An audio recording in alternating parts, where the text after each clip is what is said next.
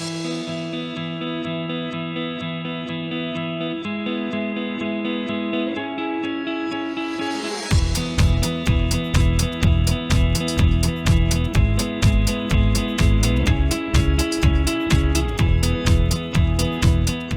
to On the Road with PIC. I'm your host, Tammy Arender. Today we'll be covering two topics that we hope you will find very informational: sow body condition management and sow and piglet care in the farrowing room.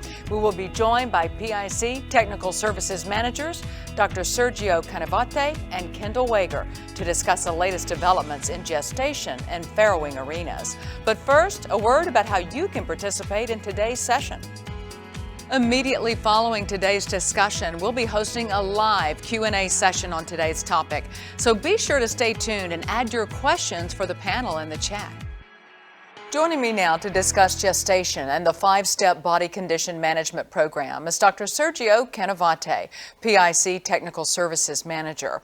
And Sergio, I know body condition can have a big impact on a business's bottom line. Tell us how. Absolutely. Sow-feed cost accounts around 1/3 of the wing pig cost. Overfeeding in gestation is adding more cost. And here is a graph that shows that impact. When we are overfeeding for 0.1 pounds per sow per day in gestation, it would have an impact of $3. If that amount goes to 0.5 pounds per sow per day, that impact could cost around $16 per sow per year. So what would the goal be percentage-wise for body conditioning? We want to look at for a 90% of normal condition sows at farrowing.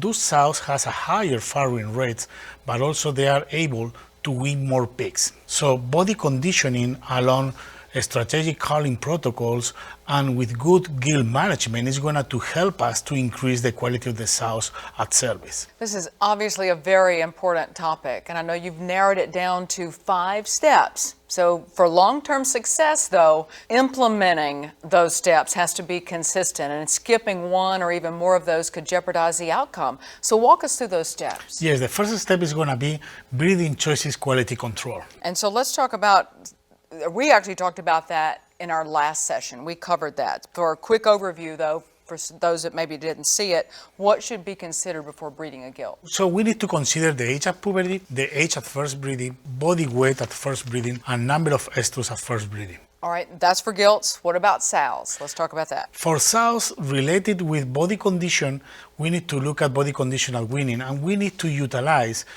culling strategies as a reproduction tool. For instance, if we have thin sows, we shouldn't breed sows that they are pointing with less than 9 caliper points at weaning. We should skip that heat and breed in the subsequent cycle. If they are younger, if they are older, probably we can reconsider to keep them in the farm. In the opposite side, if we have fat sows that they are having probably higher than 17 caliper points, we could consider don't bring them back unless that we need them to hit the breeding target. All right, let's move on to step 2, where we're talking about weaning and breeding row organization. It's important to protect the subsequent performance of our parity 1s females and our thin females. So we advise to join together parity 1s females and thin females all together in the weaning area, breeding area to gestation area, because in that way we can focus on management strategies for the success or reproductive success of that population in our farm. Those areas could be wean to service interval management in terms of board exposure, in terms of feed intake. All those females are going to be together, so we can feed them at the same level, so body condition program implementation is going to be easier to be implementing in a daily and weekly basis. Also, we are going to reduce much the stress at the feeding time, because all of them are going to be together and there are not going to be a bossy female in between. Right, very good advice there. All right, let's move on to step 3, body condition assessment. Why is that so important, and how does that work? Body condition assessment is extremely important because we need to be objective, but also we need to be consistent in the execution. Why we want to be objective? Because we want to monitor the body condition outcome and body condition fluctuation for each individual female during gestation. And also at the same time, we want to feed them accordingly their body condition assessment, if they are thin, if they are fat, or they are normal. Now, when should we use the caliper? We should use the caliper 4 times during the gestation period. As we mentioned before, we can use it around weaning for the breeding row organization. We can use it at 30 days to monitor the body condition recovery during the first month of pregnancy, and 60 days and 90 days. Also, during the caliper implementation, we recommend to do it, the body condition assessment, first thing in the morning when we are dropping feed. So all sows are up, so it's going to be easier to assess body condition. At the same time, we recommend doing the same day every week. So in that case, we are going to gain some consistency on the process. Sounds like this may be more than a one-person job. How many people do you need? If we want to make it right, in reality, we need 2 people. Because one of them are going to use caliper to do the body condition assessment, while the other person is going to do the feeder adjustment at the same moment. And where you measure the sow is important too, isn't it? Yeah, absolutely. It is important to put the caliper in the right spot. So to do that properly, we recommend to find the last rib level with one hand and to mark the last rib level with a permanent marker when spread in the back of the female. So in that way, the caliper spot is going to be marked for pretty much the entire gestation period. I think you brought a caliper with you. Yeah. Explain what you're talking about.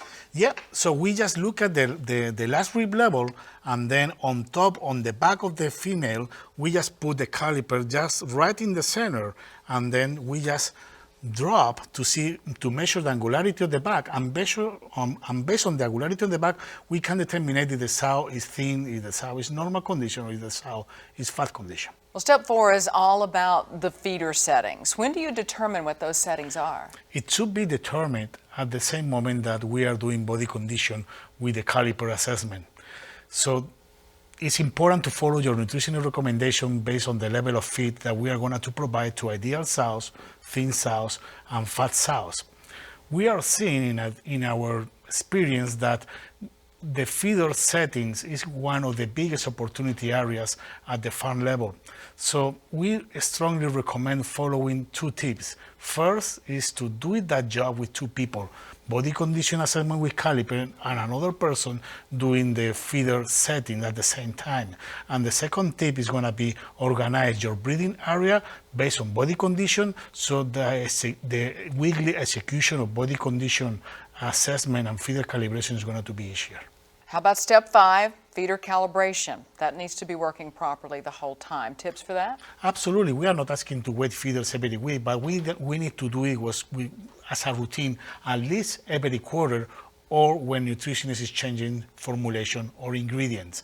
Also, we cannot forget to make sure that all feeders are being aligned, and also the water level is minimum at the time that we are dropping feed to avoid the dilution effect. Sergio, that's a lot of great information. So let's recap those 5 steps again to body condition management. Number 1, breeding decision quality control. Number 2, wean and breeding row organization. 3, body condition assessment. 4, feeder setting. 5, feeder calibration. Those are some great tips, Sergio. We appreciate you so much being with us today. You are very welcome. Thank you for having me.